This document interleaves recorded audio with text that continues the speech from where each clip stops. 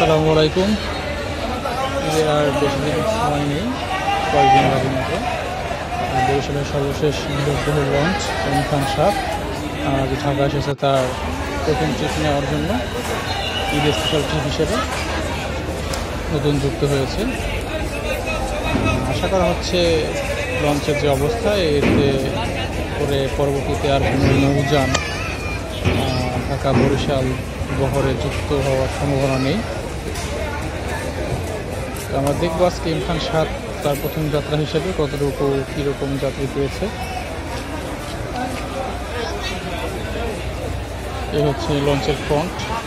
এখানে কেবিনের চাবিগুলো নিয়ে কেবিন বয়রা বা কেবিনের যারা দায়িত্ব রয়েছেন তারা অপেক্ষা করে থাকেন যাত্রীদের জন্য। যারা কেবিন করেছেন তাদেরকে চাবি সরবরাহ করার জন্য তারা অপেক্ষা থাকে। দেখে ডেকোরেশন দেখে মনে হয় মোটামুটি ভালোই লেগেছে। ডেকোরেশনটা অনেক যেরকম লাইটিং করা হয় এবং তো স্বাভাবিকভাবে সেভাবেই লাইটিং করা হয়েছে। এবং যাত্রীদের অবস্থা দেখে বোঝা যাচ্ছে মানুষের নতুন লঞ্চকে কেন্দ্র করে আকর্ষণ এবং উদ্দীপনা কোনো অংশেই কম নয় এখনও। যেহেতু এম খান সাত প্রথম ট্রিপে বরিশাল যাবে আজ, সঙ্গে মানুষের মধ্যে একটা উত্তেজনা কাজ করছে, যার ফলে আমার লঞ্চের তুলনায় আগেই এম খান সাত ভরপুর হবে আশা করা যায়। সেরকম আমরা দৃশ্য দেখতে পাচ্ছি। আপনারা দেখতে পাচ্ছেন যে কীরকম লোকজন হয়েছে। যাত্রীতে 4-5 ভরে গিয়েছে এখন বাজে বিকাল 5:30টার মতো। যদিও যদিও লঞ্চগুলো 7টা 7:30 থেকে ছাড়া শুরু করবে, যেগুলো এখন ঠিক করতেছে ওগুলো বিকেলবেলা ওঠার শুরু। আমরা বিকেলবেলা ওঠার আগে একটু যাবো নিশ্চয়। সামনে কেন্টিন রয়েছে সেগুলোকে দেখে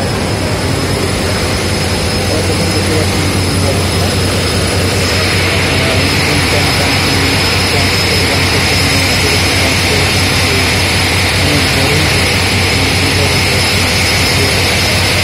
লাগানো হয়েছে। এটা হচ্ছে লঞ্চগুলোর সবচেয়ে খারাপ দিক, যে তারা চালিয়ে থাকে। আমরা দেখতে পাচ্ছি আজকে রাত্রিতে রান্না করা হচ্ছে এবং এই হচ্ছে এখান সাথের ক্যান্টিন, যেখানে মানুষ যাত্রী যারা রয়েছে তারা এখানে এসে খেতে পারবে। এগুলো পেছনের অবস্থা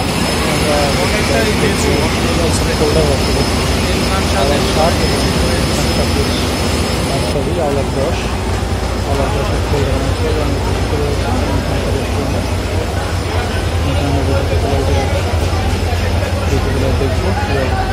দেখবো যাত্রীটা বিকেলবেলায় অনেকটাই রয়েছে, যদিও এখানে খুব একটা জায়গা নেই। জায়গা না থাকা সত্ত্বেও আমরা দেখতে পাচ্ছি খুব ভালো পরিমাণ দেখতে পাওয়া গেছে। যাত্রী হবে না এই বা কেন, এখন ঈদের মৌসুম চলতেছে, যাত্রী হবে এটাই স্বাভাবিক।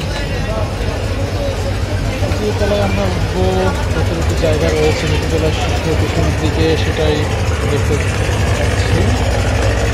যাত্রীদের জন্য জায়গা আছে কিনা তো হতাশ। বিকেলবেলা পেছনে যাত্রীদের জন্য নতুন জায়গা নেই, দেখে যাত্রীদের খুবই কম। নিচতলায় দ্বিতীয়তলায় আমরা একটু পাচ্ছি না, সেখানে শুধুমাত্র হাঁটার জন্য জায়গা রাখা হয়েছে এবং পুরোটা তৃতীয় তলা পুরোটাই হচ্ছে কেবিনে যাত্রীদের জন্য রাখা হয়েছে। এই হলো উজুখানা, যেখানে মানুষ হাত দিতে পারবে, যারা নামাজ উজু করতে পারবে এসে।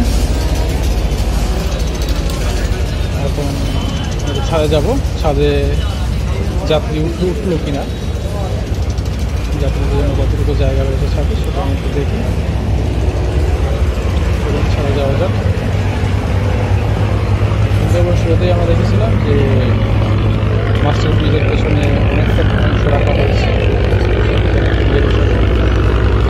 সেখানে যাত্রীরা অনায়াসে ভ্রমণ করতে পারে। দেখি তার সাথে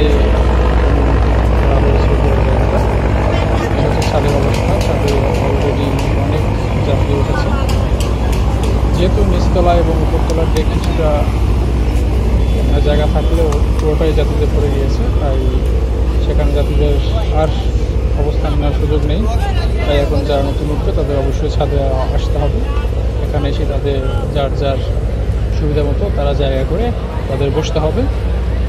সামনে দেখতে পাচ্ছি হচ্ছে চতুর্থ তলার যে মাস্টার ব্রিজের পেছনের অংশ, এখানেও সুন্দরবন ষোলোর মতো ক্যাফেটেরিয়ার কিছুটা জায়গা মনে হয় রাখা হয়েছে, অনেক বড় একটা জায়গা উপরে ছাদ করা হয়েছে যাতে করে বৃষ্টি রোদ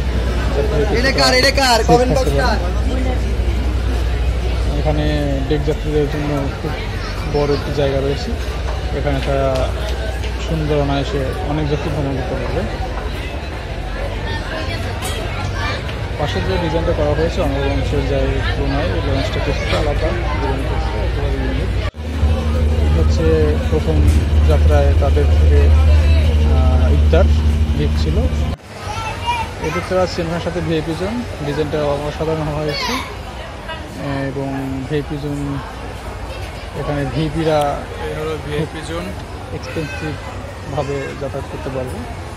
লোগোটা কিন্তু খুব সুন্দর হয়েছে, কথা অসাধারণ। এখানের সাথে সব থেকে যে ইম্পর্টেন্ট বিষয় সেটা আমার কাছে ভালো লেগেছে হচ্ছে ওয়াশরুমগুলো। ওয়াশরুমগুলো যারা উঠবেন বা ভ্রমণ করবেন তারা দেখতে পাবেন ওয়াশরুমগুলো আসলেই অসাধারণ, ঠাই দিয়ে দেওয়া হয়েছে এবং প্রতিটা তলায় ব্যাপক সংখ্যক ওয়াশরুম রয়েছে। এই হচ্ছে ক্যাফেটেরিয়া, এখানে এসে একটু গল্প করতে পারবেন, কফি খেতে পারবেন। তো এই ছিল হচ্ছে এম খান সাথের সর্বোপরি অবস্থা। যাত্রী চাপের জন্য ভালোভাবে আর ভিডিও করা সম্ভব হয়নি, ভালো হয়নি।